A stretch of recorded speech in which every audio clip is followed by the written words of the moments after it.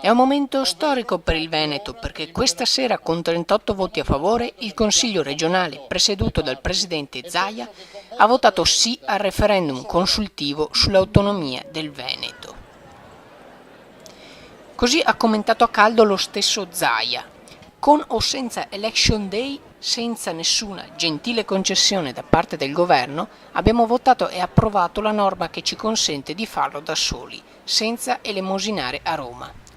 Certo spiace togliere ai cittadini 14 milioni di euro per andare alle urne, ma è bene che tutti sappiano che il governo non ha risposto a ben 2 sollecitazioni. Silenzio totale, arrogante.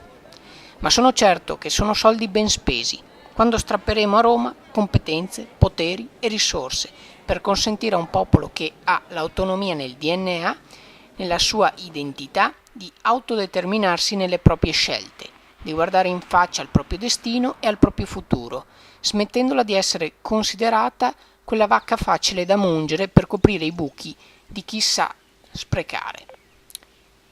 Cari Veneti, è un momento storico quello che oggi il Consiglio regionale ha vissuto. Vedrete, ce la faremo a conquistare quell'autonomia che ci spetta da sempre. Svischenbar Channel News.